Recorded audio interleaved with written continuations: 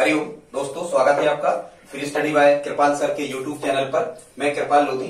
दोस्तों, आज हम आपको लेकर के आए हैं लाभ और हानि का ये पार्ट 7 होगा। इसका हम आपको लिख नहीं पाए, ये इसका पार्ट 7 है दोस्तों। और 12 टाइप के जो क्वेश्चंस थे वो हमने पार्ट 6 तक में समाप्त किए हैं, आप उनको देख सकते हैं। आज हम आपको टाइप 13 और टाइप 14-15 के बारे में बताने वाले हैं। दोस्तों, हमने क्रय मूल्य विक्रय मूल्य की एक सीरीज को प्रारंभ किया है। हम आपकी संपूर्ण मैथ्स कुछ ही समय में कंप्लीट करवाएंगे। लाभ हानि क्रय मूल्य विक्रय मूल्य जो ये लॉस प्रॉफिट होता है, इसके लगभग हम 30 से 35 वीडियो अपलोड करेंगे। प्रत्येक दिन 2 वीडियो अपलोड करते हैं। आप प्लीज उन वीडियोस को देखते जाएं, डिस्क्रिप्शन में आपको लिंक मिल जाती है। तो स्टूडेंट्स, यदि आप पहली बार हमारे चैनल पे आए हैं तो प्लीज इस चैनल को सब्सक्राइब करें, साथ में बेल आइकन पर क्लिक करें ताकि सबसे पहले नोटिफिकेशन आपको मिलता रहे। तो बगैर देर के स्टूडेंट्स, आइए प्रारंभ करते हैं आज का टॉपिक। दोस्तों, आज हमने टाइप 13 में एक क्वेश्चन लिया है। जनरली आप जानते होंगे या कुछ चीजें हम आपको बताते जाएंगे। कह रहे हैं एक दुकानदार 1 रुपया के 2 नींबू खरीदता है और 3 रुपया के 5 की दर से बेच देता है। अब कई बार तो एग्जामिनर इस क्वेश्चन में क्या लिख देता है कि लाभ परसेंट या हानि परसेंट ज्ञात करो, तब तो हमें समझ में आ जाता। लेकिन यदि क्वेश्चन में ये लिखा हो कि लाभ परसेंट या हानि परसेंट, तो पहले तो आपको ये पता करना होगा कि इसमें इस सौदे में उस व्यक्ति को लाभ हुआ है या हानि हुई है। तो लाभ होगा तो लाभ परसेंट निकलेगा, हानि हुई है तो हानि परसेंट निकलेगा। ठीक है, तो इसको सबसे पहले हम आपको बेसिक मेथड से हल करके बताते हैं, जो लाभ हानि की बेसिक मेथड होती है। ठीक है, फिर इसकी हम 2 विधियां और आपको बताएंगे जो बड़े ही स्मार्ट तरीका से आप इनको ज्ञात कर पा रहे होंगे। दोस्तों, यदि हमें लाभ या हानि निकालना होता है तो सबसे पहले हमें क्रय मूल्य और विक्रय मूल्य का पता लगाना होता है कि उसने खरीदी कितने में और बेची कितने में। जैसे इस क्वेश्चन को हम सॉल्व करते हैं, फर्स्ट क्वेश्चन को, तो इसमें क्या कह रहा है, 1 रुपया के 2 नींबू खरीदता है। ठीक है, 1 रुपया के 2 नींबू खरीदता है, मतलब हम ये कहें कि 1 नींबू कितने में खरीदता है। यदि हम कहें कि 1 नींबू खरीदता है कितने में, तो अब आप खुद व्यवहारिक दिमाग लगा सकते कि 1 रुपया के 2 खरीदता मतलब 50 पैसा, मतलब आधा रुपया। तो आप कैसे लिखोगे, 1/2 रुपया। 1 नींबू खरीदता है 1/2 रुपया में, मतलब ये कॉस्ट प्राइस हो गई कितनी, 1/2 रुपया। ठीक है, अब क्या कह रहा है आगे, अब ये सेलिंग प्राइस दी है। सेलिंग प्राइस में क्या कह रहा है, सेलिंग प्राइस में कह रहा है कि 3 रुपया के 5 की दर से बेच देता है। तो अब हम ये कहेंगे कि 1 नींबू बेचता कितने में है। हम कहेंगे कि 1 नींबू बेचता है कितने में। अब यदि 1 नींबू बेचता है तो ये क्या निकाल रहे होगे आप, विक्रय मूल्य। तो 1 नींबू कितने में बेचेगा, 3/5 रुपया में। अब आप कहो कि ये कैसे निकाल दिया, आपको कुछ नहीं करना है, ये इस संख्या के बटे ये लिख दो तो 1 का क्रय निकल आया, इसके बटे ये लिख दो तो उसका क्या निकल आया, विक्रय निकल आया। मतलब ये 3/5 रुपया, ये क्या हो गई आपके पास में, सेलिंग प्राइस हो गई। इतने का 1 नींबू बेचा है। ठीक, अब क्या करना है आपको, अब आप ये देखो कि ये 1/2 रुपया जो लिखा है ये कॉस्ट प्राइस है, क्रय मूल्य है, ये ज्यादा है या 3/5 ज्यादा है। ठीक है, मतलब क्रय मूल्य ज्यादा है या विक्रय मूल्य ज्यादा है। तो यहां से आप ये पता लगा सकते कि उसे लाभ हो रहा होगा या हानि हो रही होगी। तो हम देखते हैं जैसे 1/2। अब 1/2 को हमने, या फिर आप भिन्न से पता कर सकते हो। देखो भिन्न से कैसे पता कर लेते, कौन बड़ी है कौन छोटी है। जैसे आपको ये पता करना कि 1/2 बड़े हैं या 3/5 बड़े हैं, तो आप यहाँ क्रॉस मल्टीप्लाइकेशन त्रिक गुणा कर लिया करें। कैसे, 5 एकम 5, यहाँ 5 लिख लो, और 2 3 6, यहाँ 6 लिख लो। ठीक, अब बताओ 5 बड़े कि 6 बड़े, 6 बड़े, मतलब ये संख्या बड़ी है 3/5। अब यदि 3/5 बड़ी है तो 3/5 क्या थी, सेलिंग प्राइस, मतलब विक्रय मूल्य कैसा हुआ, ज्यादा। यदि ज्यादा में बेची है तो क्या होगा, लाभ होगा। मतलब एक चीज हमें समझ में आ गई, लाभ होगा। तो एक तो ऐसे पता कर सकते हैं आप भिन्न के फॉर्मेट में कि कौन सी भिन्न बड़ी है कौन सी छोटी है, इसकी हमने 60 मेथड आपको बता दी। ठीक है, दूसरा तरीका क्या है, 1/2 रुपया को यदि आप डेसिमल में बदलोगे तो 2 से 1 में भाग करोगे तो ये 0.5 बनेगा। ठीक है, फिर जब आप 5 से 3 में भाग दोगे तो ये बनेगा 0. कितना, 6। अब आप देखो 0.6 ज्यादा है, मतलब 3/5 कैसे है, 3/5 कैसे है, ज्यादा है। मतलब विक्रय मूल्य कैसा हुआ, ज्यादा हुआ। अब यदि विक्रय मूल्य ज्यादा हुआ तो उसे क्या होगा, आप कहोगे कि यदि विक्रय मूल्य ज्यादा है तो उसे लाभ हुआ, यदि लाभ हुआ है तो आप ये प्राप्त कर दो कि लाभ कितने का हुआ। तो जब आप लाभ निकालोगे तो लाभ होता है विक्रय मूल्य में से क्रय मूल्य को क्या करते हैं, घटाते हैं। तो 3/5 में से आप क्या करोगे, 1/2 को माइनस करोगे, घटाओगे, या डेसिमल में ही आप घटा देते तो 5 और 2 का लघुत्तम कितना आएगा 10। 5 का 10 में भाग दिया, 2 बार गया, 2 का 3 में गुणा 6 ऋण 2 का 10 में भाग 5 बार गया, 5 का 1 में गुणा 5, 6 ऋण 5 कितना मिला 1/10। तो ये लाभ कितने का निकला, तो दोस्तों लाभ निकला है 1/10 रुपया का। अब हमें देखो यदि लाभ मिल गया है और हमें क्रय मूल्य भी मिल गया है तो हम क्या फाइंड कर सकते, अब हम निकाल सकते हैं क्या, लाभ परसेंट। ठीक है, ये चीज तो समझ में आ गई कि लाभ हो रहा। तो 2 ऑप्शन तो आपके 2-3 ऑप्शन तो कट हो जाएंगे, गलत हो जाएंगे। दोस्तों लाभ यदि हुआ है तो लाभ परसेंट का जो फार्मूला होता है ये होता है लाभ गुणा 100, और ये गणना काय पे होती है, क्रय मूल्य पे, काय पे होती है क्रय। या फिर आप यूनिटरी मेथड से भी निकाल सकते, रेशियो मेथड से भी निकाल सकते, फार्मूला से भी, बेसिक से भी, जैसे करना। एक फार्मूला बस आपको याद करना, लाभ परसेंट कैसे आसान होगा। तो लाभ परसेंट बराबर लाभ कितने का हुआ 1/10 का, तो 1/10 गुणा 100 बटे कॉस्ट प्राइस। क्रय मूल्य कितना था 1/2, तो यहाँ 1/2 रख दो। अब ये 10 से 100 कितने टाइम कैंसिल हो गए, 10 बार। कितने बार ये कैंसिल हो गए, कितने बार 10 बार। ठीक है, या फिर यदि यहां से आपको भूलने के ज्यादा चांस है तो दोस्तों इसको आप कैसा कर लिया करें, आप इसको यहां कैंसिल आउट नहीं करो, आप क्या करो कि इसको 4 पदों में व्यक्त करो, अंश बटे हर और अंश बटे हर, मिश्रित भिन्न कहलाती है। ऐसी भिन्न जिसका अंश भी भिन्न के रूप में हो और हर भी भिन्न के रूप में हो उसे मिश्रित भिन्न कहते हैं। मिश्र भिन्न नहीं, मिश्र भिन्न हो सही बटे वाली है। इसको कैसा लिखोगे, तो इसको लिखोगे आप कितना 100/10 ये, और बटे क्या कहोगे 1/2। ये 4 पद बचा के चलो, 1 2 3 4। अब क्या होता है, इस भाग का जब गुणा होता है तो ये 100/10 ज्यों के त्यों, और भाग का गुणा होता है तो 1/2 के हो जाते हैं ये 2/1। ठीक, अब 0 से 0 कैंसिल आउट और 10 का 2 में गुणा किया तो इसका आंसर कितना निकला 20%। ये हमारा क्या होगा, आंसर होगा। मतलब ये बेसिक मेथड है, इससे आपको ज्यादा टाइम लगता है, पर कॉन्सेप्ट क्लियर हो जाए आपका, इसलिए हमने आपको ये बेसिक मेथड भी बताई है। तो इस क्वेश्चन का आंसर कितना निकला 20%। अब देखो आप इसको कैसे 1 मिनट के अंदर कर सकते हो, और हम आपको शॉर्ट ट्रिक भी बताते हैं जिसमें आपको कोई भी सूत्र नहीं लगाना, यदि लगाना पड़ेगा तो केवल लाभ परसेंट का। ठीक है, लेकिन आप ध्यान रखना इसमें लिमिटेशन है, ये मेथड केवल इसी प्रकार के क्वेश्चन पे चलेगी जिसमें दर वाले क्वेश्चन कहलाते हैं, कितने की दर से इतने खरीदे और इतने की दर से इतने बेचे। ठीक है, इस क्वेश्चन को आप जो पत्र जैसा लिखा है आप इसको क्रम से नाम दे दो, यहाँ ए दे दो, यहाँ बी दे दो, यहाँ सी और यहाँ डी। ए का मान 1, बी का मान 2, सी का मान 3 और डी का मान कितना हो गया 5 हो गया। ठीक है, अब आपको केवल इतना ध्यान रखना है, यहाँ जो क्रय मूल्य होगा, जब भी आप इसका क्रय मूल्य निकालेंगे तो क्रय मूल्य में आपको याद रखना है अमित दुबे। मतलब अमित दुबे नाम का कोई व्यक्ति है, वो कोई वस्तुओं को खरीद रहा है। ठीक है, और आप फिर कह रहे हो कि बस ये सभी बेच दो। क्या कह रहे हो, बस बेच दो, जितनी भी अमित दुबे ने खरीदी है उतनी बस बेच दो। तो इसका मतलब क्या होगा कि क्रय मूल्य एडी और विक्रय मूल्य क्या बीसी। अब जो यदि क्रय मूल्य हमने एडी माना है तो ए गुणा डी है, तो ए का मान कितना है 1, तो ए की जगह 1 रखो, गुणा डी का मान कितना है 5, तो डी की जगह 5 रखो, तो ये कितना मिलेगा क्रय मूल्य 5 एकम 5 रुपया।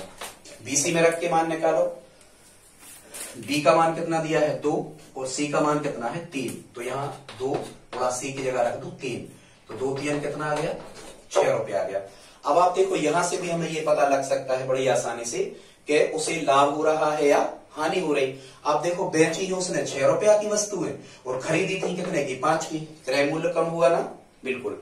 यदि क्रय मूल्य कम हुआ और विक्रय मूल्य ज्यादा हुआ तो प्यारे बच्चों इस क्वेश्चन में उसे क्या हो रहा होगा, लाभ हो रहा होगा। और लाभ कितने का हो रहा होगा, 6 में से 5 घटे 1 रुपया का। अब यदि लाभ हो रहा है तो आप लाभ परसेंट निकाल दो। अब हम लाभ परसेंट का सूत्र नहीं लिखेंगे, लाभ परसेंट बराबर होता है 100 गुणा लाभ बटे क्रय मूल्य। लाभ और हानि की गणना क्रय मूल्य पे की जाती है, बटे में 5 डाल दो, 5 से 100 कैंसिल आउट करो, कितने बार कट गए 20 बार कट गए, तो इसका आंसर कितना निकल के आ जाएगा 20%। ये 60 मेथड है, आप 1 मिनट के अंदर इस क्वेश्चन को बना सकते बड़ी आसानी से। देखते हैं अगला क्वेश्चन। दोस्तों वीडियो पसंद आ रहा हो तो प्लीज आप लाइक करने में कंजूसी ना करें। अरे ये नहीं मिटाना थी। क्रय हमें तो वे कोई चीज को खरीद रहे हैं, ठीक है, और आप कह रहे हो कि बस सब बेच दो, ये वस्तु काम की नहीं है। इस टाइप से आप याद रखना। देखते हैं क्वेश्चन नंबर 2, इसको सॉल्व करते हैं। इसमें कह रहे हैं कोई फल विक्रेता 5 रुपया की 6 की दर से, तो सबसे पहले तो यहाँ ए रखो, यहाँ बी रखो, क्योंकि ये क्वेश्चन इसी फॉर्मेट में आता है, और इसका मान सी होगा और इसका मान डी होगा। इसी सीक्वेंस में एबीसीडी की क्रम में मान दे देना, ठीक है। क्रय मूल्य क्या होता है एडी, तो मान निकालो। ए का मान कितना है 5 गुणा डी की वैल्यू कितनी है 4, तो 5 चौको ये 20 रुपया क्या निकल आया, ये क्रय मूल्य निकल आया, कॉस्ट प्राइस। अब सेलिंग प्राइस निकालो, विक्रय मूल्य कितना है 20, बी की वैल्यू कितनी है, ये 6 है, तो सी की 3 है, तो यहाँ 3 गुणा 6 मतलब 18 रुपया। अब यहां से भी हमें ये पता लग जाता कि हानि हो रहा है या लाभ हो रहा है। तो देखो आप, क्रय 20 रुपया की वस्तु उसने खरीदी है और वस्तुएं 18 की बेच दी, 20 की खरीद के 18 की बेच दी, तो व्यवहारिक सा है, क्या हो रहा होगा, उसे हानि हो रही होगी। और हानि कितने रुपया की हो रही होगी, ये सब लिखा नहीं जाता है, ये सब मन में ही काउंट कर लेते हो आप। विदाउट पेन पेपर इस क्वेश्चन का आंसर निकाल सकते। हानि कितने की हो रही होगी, 20 में से 18 गए 2 रुपया की। अब यदि हानि हो रही है तो आप हानि परसेंट निकाल दो। हानि परसेंट क्या होता है, 100 गुणा हानि बटे क्रय मूल्य। जब आप यहाँ वैल्यू रख रहे होगे तो 100 गुणा हानि, हानि कितने की हुई 2 रुपया की हुई, और क्रय कितना था 20, ये 20 नीचे आएगा, ठीक है। कैंसिल आउट करो, 2 से 20 10 बार कट गए, 0 से 0 कट गया, इसमें हानि कितनी हो गई 10% इसकी हानि हो गई, ठीक है दोस्तों। तो प्यारे छात्रों, अगला टाइप देखते हैं। ये हमारा टाइप 14 रहेगा, और इसमें भी हमने 2 क्वेश्चंस लिए हैं, ये भी इंपॉर्टेंट हैं।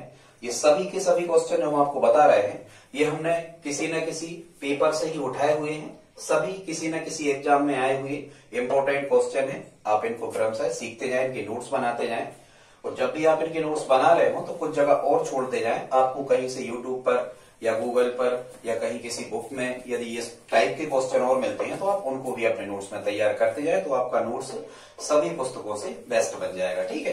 देखते हैं अगला क्वेश्चन, या हम कहें कि 2 हो गए थे, इसको तीसरा मान लेते हैं और इसको चौथा मान लेते हैं। 4 ही क्वेश्चन हम आपको करवा रहे हैं। कह रहे हैं एक आदमी 4 वस्तुएं समान मूल्य पर खरीदता है। इसका मतलब ये है कि जितने में पहली खरीदी उतने ही में दूसरी खरीदी, उतने में तीसरी, उतने में चौथी।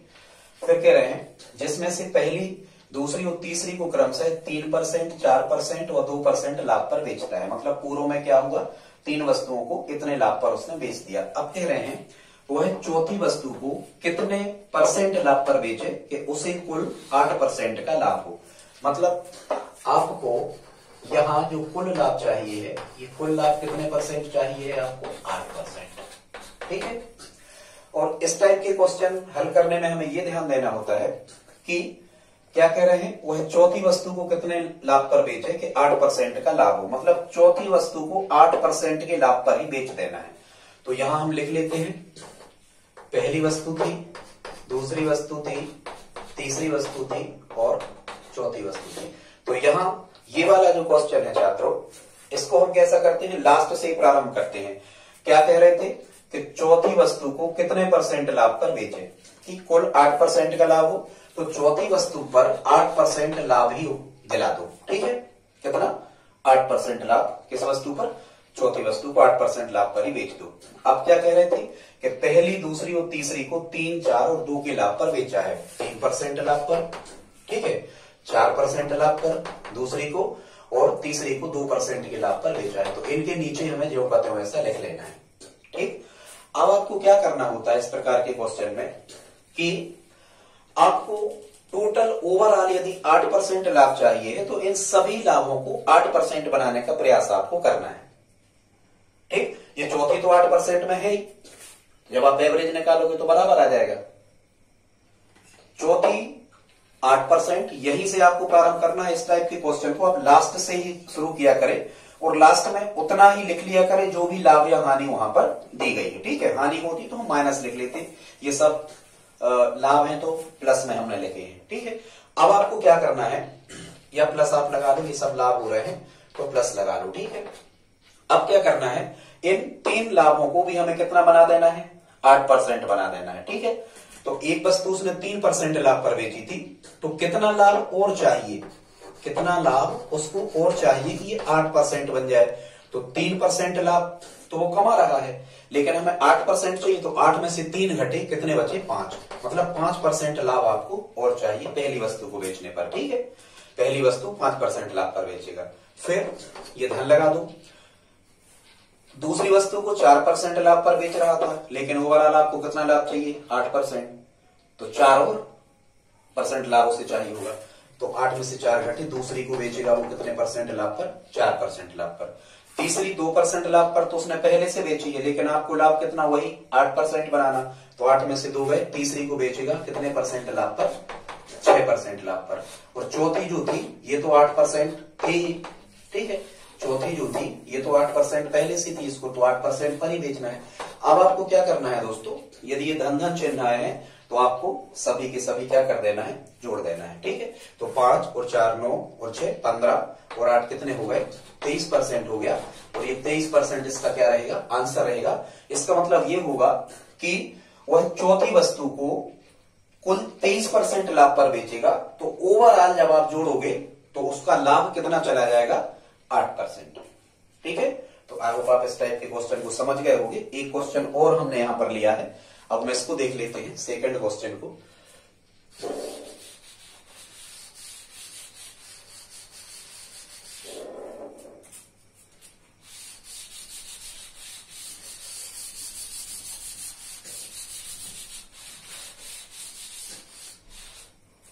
चौथा क्वेश्चन है, इसमें क्या कह रहे हैं, एक आदमी 5 वस्तुएं खरीदता है। ठीक है, और वही लिखा है सामान्य मूल्य पर, यह हमने लिखा नहीं है कि सामान्य मूल्य ही आप कंसीडर करें। एक आदमी 5 वस्तुएं खरीदता है, पहली, दूसरी, तीसरी तथा चौथी को क्रमशः 4% हानि, 10% लाभ, 2% लाभ व 5% हानि पर बेचता है। वह 5वीं वस्तु को कितने परसेंट लाभ पर बेचे ताकि उसे कुल 5% का लाभ हो। ओवरऑल जो प्रॉफिट चाहिए है वो 5% का चाहिए। ठीक है, तो यहां कितनी वस्तुएं थी, 5 थी, उसी विधि से करना है। ये चौथी वस्तु लिख ली हमने और ये 5वीं वस्तु। हमने आपको क्या बताया था, अभी हमने बताया था कि 5वीं वस्तु से ही प्रारंभ करना है। और क्या कह रहे हैं, 5वीं को कितने पर बेचे कि 5% का लाभ हो। मतलब आप ये मान लो कि 5वीं को तो उसे 5% लाभ पर बेचना ही होगा। ठीक है, यहीं से इस क्वेश्चन को प्रारंभ करते हैं, लास्ट से। अब इनको लिख लो, यहां पहली लिखा तो यहां कितना लिखा शुरू में, 4% हानि, मतलब ये उसने हानि के लिए आप ऋण लगा के चलना, मतलब ये ऋण 4% पे बेची, हानि को ऋण और लाभ को धन लगा के चलना। पहली 4% हानि पर बेची, दूसरी कितने पर बेची, 10% लाभ पर बेची, लाभ के लिए आप धन लगा के चलना, 10% लाभ पर बेची। तीसरी उसने 2% लाभ पर बेची, तो यहां भी प्लस 2% लिख लो। चौथी 5% हानि पर बेची, तो चौथी के पास में ऋण 5% लिख लो। ठीक है, अब आपको क्या करना है, इसमें ये कह रहे थे कि उसे कुल 5% का लाभ हो, मतलब कुल लाभ उसे कितना चाहिए है, 5% का। ठीक, अब आप ये देखो, चाहिए, अब ये कितने में बेचना चाहिए, देखो 4% हानि उठा रहा है, कितनी हानि उठा रहा, 4% की हानि उसे हो रही है। तो पहले तो ये कि जब वो धन 4% लाभ कमाएगा तो ऋण 4 और धन 4 कितने होंगे, 0, माने ना तो फायदा हुआ ना नुकसान हुआ। तो धन 4 आप ये जोड़ोगे और ओवरऑल आपको लाभ कितना चाहिए है, 5%। तो अभी तो ये 0 हुआ है, इस ऋण 4 में हमने धन 4 जोड़े तो कितना हुआ, 0। अब यदि 5% लाभ चाहिए तो इसमें 5 और जोड़ो। ठीक, तो ये कितना बनेगा टोटल मिलाकर के, 9%। कितना बनेगा, 9%। ठीक है, ये आप डायरेक्ट भी कर सकते थे कि भाई ऋण 4 यहां पर लिखा है और आपको 5% लाभ चाहिए है, तो 9 में से 4 घटा दो, या कितने में से 4 घटाएं कि 5 आ जाए, तो यहां 9 आ जाता है, ऐसा भी आप कर सकते हैं। ठीक है, सेकंड देखते हैं, सेकंड को कितने लाभ पर बेच रहा है, ये धन लगा है, मतलब हम समझ पा रहे हैं कि हमने लाभ लिखा है। ठीक है, कितने पर बेचा है, 10% लाभ पर बेचा है। यदि 10% लाभ पर बेचा है तो हम ये कहेंगे टोटल उसे 5% का लाभ चाहिए, और 10% लाभ पर बेचा है, मतलब ये उसे बेचना होगी, सभी का लाभ आप 5% बना दो, तो ये बेचेगा वो ऋण के 5%, मतलब ये 5% हानि पर बेचेगा। भाई 10% लाभ पहले से ले जा चुका और हमें 5% लाभ चाहिए, तो ये 5% हानि पर भी बेच देगा, तब भी उसे 5% का लाभ होगा। तो यहां मिल गया हमें ऋण 5। अब इसको देखते हैं, ये 2% लाभ पर बेची है, तो 2% लाभ पर बेची और ओवरऑल हमें 5% लाभ चाहिए, तो इसमें कितना जुड़ेगा, 3% और जुड़ेगा, तो 5 हो जाएंगे। 2 ये बेची है पहले से, 3 हमने जोड़ दिए 1 से, 5 में से घटा के, तो 3% बेचेगा तो ओवरऑल 5% बन जाएगा। यहां देखो, यहां ये 5% क्या लिखा है, यहां हानि लिखी, तो ये इस जैसा होगा। कैसा होगा, 5% हानि पर बेची है, तो ये ऐसा होगा कि सबसे पहले तो आपको 5 जोड़ना होंगे, तो जब 5% लाभ आप जोड़ोगे यहां, तो ये 0 हुआ, ऋण 5 धन 5 0, मतलब ना फायदा ना हानि। लेकिन 5% और उसे लाभ कमाना है, तो 5% और जोड़ दो, 5 और 5 कितने हो गए, ये कितने हो गए, 10% हो गए, 5 और 5 10% हो गए, ठीक। और ये 5वीं, ये भी कैलकुलेट करते हैं हम, 5वीं को 5% ही लाभ पर बेचना था, तो यहां पर 5% आप और लिख दो। अब इसका रूल्स क्या है कि समान चिन्ह जुड़ते हैं और असमान चिन्ह घटते हैं। चिन्हों का जुड़ना घटाना ऐसे होता है, पहले आप धन धन के जोड़ लो, तो धन के 9 और धन के 3, धन के 12, 12 और 10 22, 22 और 5 27, 27 में से मतलब ये मिल गया हमें धन के 27% और ऋण के 5%। अब ये असमान चिन्ह घटेंगे, 27 में से 5 घटेंगे, तो यहाँ कितना आ रहा होगा, 22% आ रहा होगा, तो ये हमारा क्या होगा, आंसर होगा। मतलब वो है 5वीं वस्तु को 22% के लाभ पर बेचेगा, तो ओवरऑल उसे जो लाभ हो जाएगा वो सब में कितने का हो जाएगा, 5% का। तो ठीक है दोस्तों, आज का वीडियो आपको कैसा लगा प्लीज आप हमें कमेंट बॉक्स में लिख करके जरूर बताएं। प्लीज हमारी हेल्प कर इस वीडियो को अपने दोस्तों के साथ स्टडी ग्रुप में शेयर जरूर करें। मिलते हैं अगले वीडियो में, तब तक के लिए जय हिंद जय भारत।